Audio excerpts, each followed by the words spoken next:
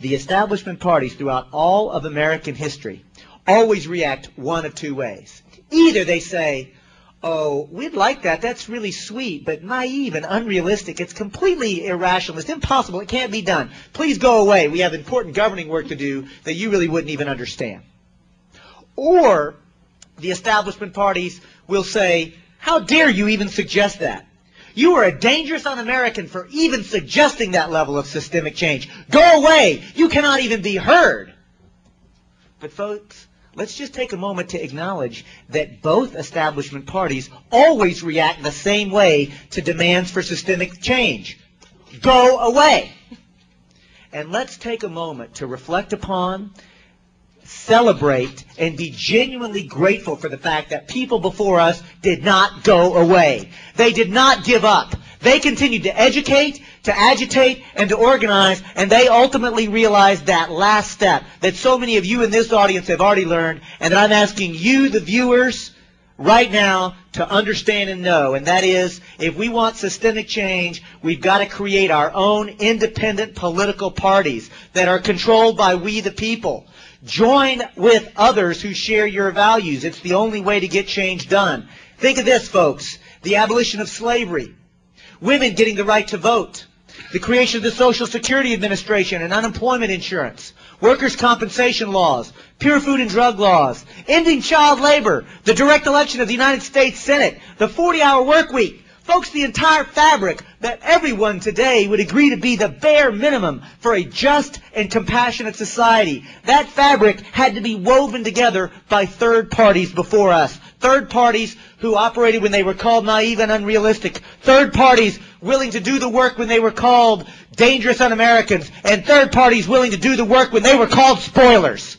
So today, if you want to live in a society that will wean us off of an addiction to oil that's causing war and global climate change, if you want to get out of Iraq, if you want to change foreign policy, if you want single-payer universal health care, if you want publicly funded elections in this country so that we, the people, can actually experience electoral democracy, if you want to end the racist war on drugs and challenge the prison industrial complex that's been created around it, that is the program and platform of the Green Party. There is only one political party that outlines what I just outlined as a cohesive package. That party is the Green Party. I'm asking you to have the courage to vote for the Green Party and register into the Green Party as a way to vote every single day for peace and justice. My name is David Cobb, and I'm the Green Party's candidate for president. Peace. Thank you. Thank you. Thank you, everybody. Thank you, Mr. Cobb. Thank you, Mr. Badnarik.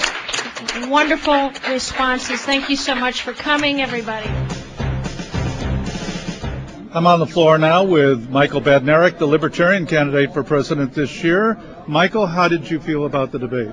I thought that it went very well. I had debated David Cobb before in New York, and so we know each other personally. We consider each other friends, and I think that it's really good that we were able to get these ideas discussed in public and let the American voter know that there are other choices other than the lesser of two evils.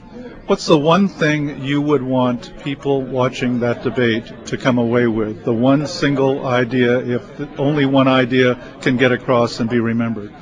I think the idea would be that our current government with the Democrats and Republicans is doing more to damage our rights than to protect them. The most egregious thing are the free speech zones that we have in the United States that are limiting the political discourse of this type. What do you think you're going to be doing for the next month? I know you're not going to the Bahamas for vacation, but I mean, more specifically, do you have some events coming up that you're looking forward to in particular? Well, we've been campaigning very hard, and I know that as we get closer to the election, my campaign staff is going to be working me even harder. We continued getting 4 hours of sleep a night, doing 6 to 12 interviews a day. We are going to be in St. Louis and in Tempe, Arizona for the other two debates. We're going to be staging additional debates, and there's even a lawsuit that has been filed in Arizona to demand that the third parties gain participation into those debates. Where is that debate in Tempe being held? At Arizona State University? I believe it is, yes. Okay, well, as I understand it, being a government institution, which it is, there may be some kind of law in Arizona that says that if you're going to have favor one political party, you're going to have to favor them all. That was the case in Massachusetts in 2000 when they tried to run one at the state university there. Is that involved here in any way? That you know? I believe it is, and we have several libertarians in Arizona, many of whom are lawyers who have been working very hard on the language of the complaint, and that is going to be filed on Friday. And so we feel very confident that we will be able to at least get a lot of publicity, yes, if not actually gain access to that debate. Right. That unfortunately is all we can ever hope for third parties in this country at the present time, is to be able to exploit something for publicity. What do you feel is the object of your campaign, assuming that you are not elected president? What do you want to accomplish as a result of all of the effort that you've put in? And it has been monumental, obviously. I would like to grow the Libertarian Party. I would like to break the 1 million vote barrier that the Libertarian Party has been struggling with for so many years. And I would like Americans to understand that there are third parties and that you are not limited to the lesser of two evils. When you vote for the lesser of two evils and your candidate wins, you still get evil. And so for those people who claim that I am stealing votes from either George Bush or John Kerry, I want to reply that I am simply winning votes for liberty. That sounds like slavery.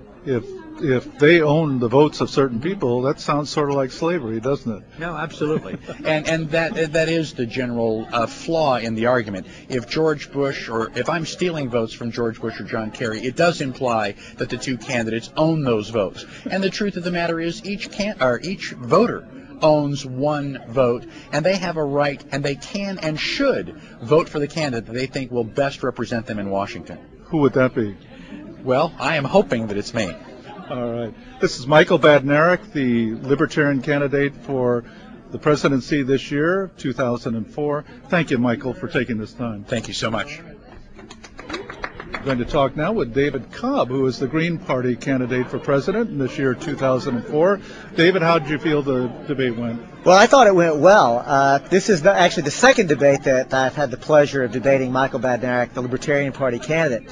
I think that we are demonstrating that there is tremendous agreement between Greens and Libertarians on some issues, some very sharp divisions on other issues, but that it's possible to have meaningful discourse, actually grapple with the issues of the day, do it respectfully and intelligently. The reality is that those of you who had the privilege really of seeing this actually heard a real debate.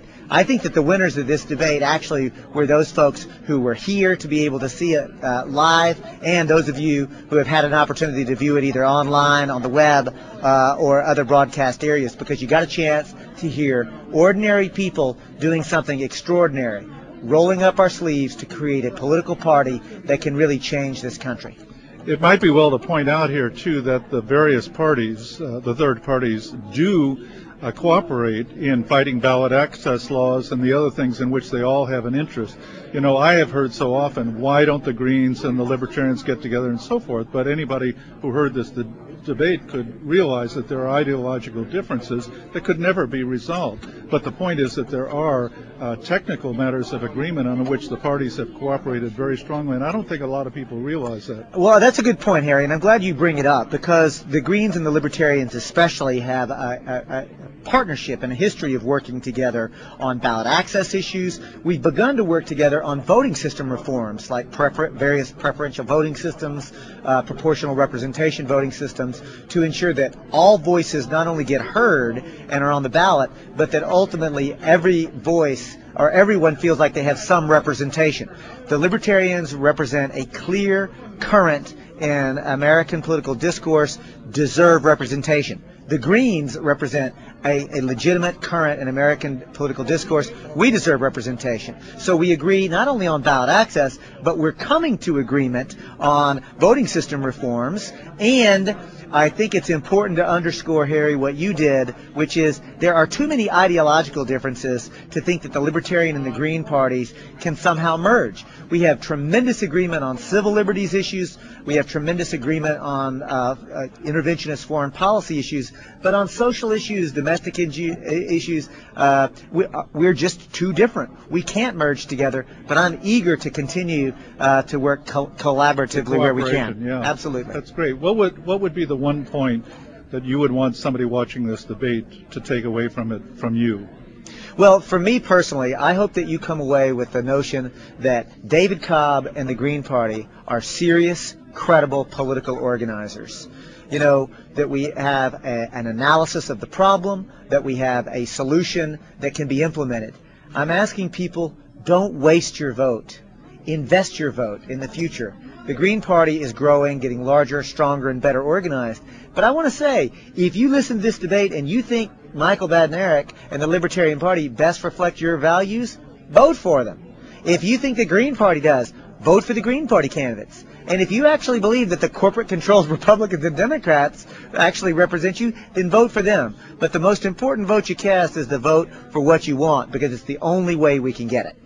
David, thanks so much for taking this time to join us. Thank you, Harry. Thank you very much, and thanks for your history at fighting ballot access issues and third-party efforts in the past. Thank you.